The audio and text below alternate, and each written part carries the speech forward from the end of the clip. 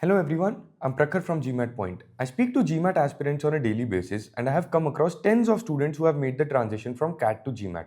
And a question I get from all of them is, will my CAT preparation help me in GMAT? And I think this is actually a very important question because I see students on two extreme ends of it. Some of them think, oh, I have prepared for CAT, so GMAT must be a walk in the park. I don't need much preparation. And then there are others who think, oh, GMAT is a completely new exam. Whatever I have done for CAT must be useless. But the fact is that both of these are wrong. The reality lies somewhere in between. Your CAT preparation actually gives you a very good foundation for GMAT.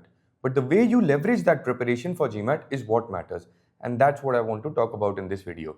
Because if you are a CAT student moving towards GMAT, you actually have an advantage. You just need to know how to use it properly. Let's start with the obvious one, Quant. This is where CAT students probably have the biggest advantage because if you have prepared seriously for CAT, you have already gone through a lot of the mathematical concepts that GMAT tests: arithmetic, algebra, numbers, percentages, ratios. You're not seeing these topics for the first time, and that will save you a lot of time because for someone starting GMAT from zero, a large part of their initial preparation goes into building these fundamentals. You as a CAT student won't have that problem. The concepts are already there.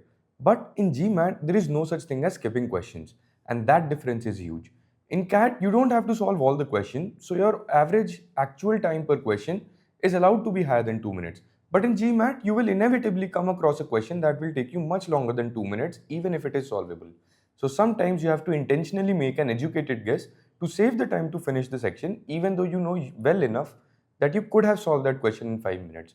So the real questions are, is this the best use of my 2 minutes? Can I eliminate options? Can I find a faster approach? Or should I just move on? That kind of decision making is very important in GMAT. So your CAT preparation gives you the engine, GMAT preparation teaches you how to drive that engine on this particular road. Now where things become interesting is verbal. This is where I would tell CAT students to be a bit more careful. Because many students think, I did well in CAT verbal, so GMAT verbal should also be fine. There is definitely a correlation, but it is one that most students actually overestimate. And the reason is simple. Both exams test language ability, but they are testing slightly different things.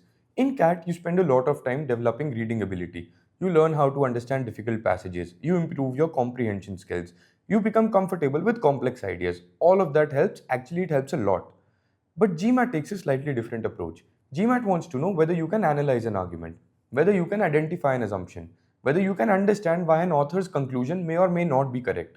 Even though CAT does have similar questions like assumption and inferences, GMAT expects you to find fundamental logical fallacies in arguments, and that is a different skill.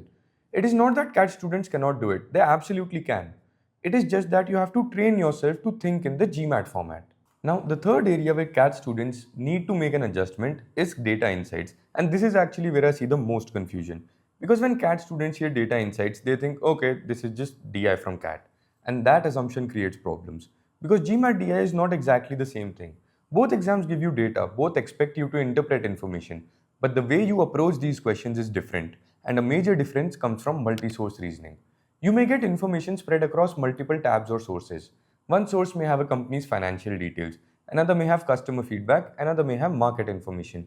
And the question is testing whether you can combine these pieces to make a logical decision. This is very close to what managers do in real life because you rarely get one perfect spreadsheet with everything neatly arranged. You get incomplete information from different places and you have to decide.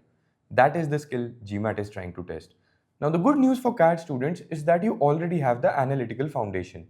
You are used to dealing with unfamiliar problems. You are used to extracting information quickly. So you're not starting from zero, but the practice has to change. You also need to ask, am I interpreting this correctly or am I choosing the right information to focus on?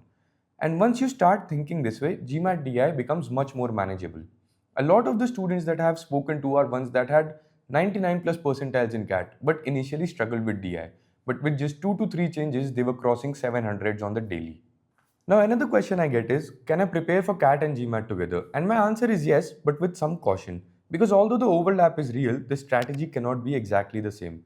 For example, if you're currently preparing for CAT, continue building your fundamentals. That work will be useful for GMAT. But when you start actually focusing on GMAT, you need to make a shift. You need GMAT specific questions. You need GMAT specific practice. You need to understand the exam pattern. Otherwise, you may spend a lot of time working hard but not necessarily moving towards your target score. So to answer the original question, does CAT preparation help in GMAT? I would say definitely. In fact, CAT students are usually starting from a much better position compared to someone completely new. But you shouldn't make the mistake of thinking CAT preparation is GMAT preparation. It is a foundation and a very strong one, but still only a generic one. GMAT requires you to add some specific skills on top of it. Now, so far we have talked about what to do. Now you're probably wondering how to do it. And that is where experience matters. At GMATPoint, we understand this CAT to GMAT transition very closely, especially because we deal with both exams on a daily basis.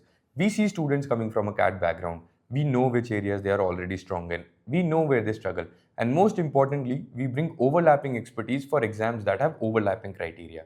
We have a lot of free GMAT resources. For the links and more information about our GMAT course, check out the links in the description. And for more GMAT related content, subscribe to GMAT Point.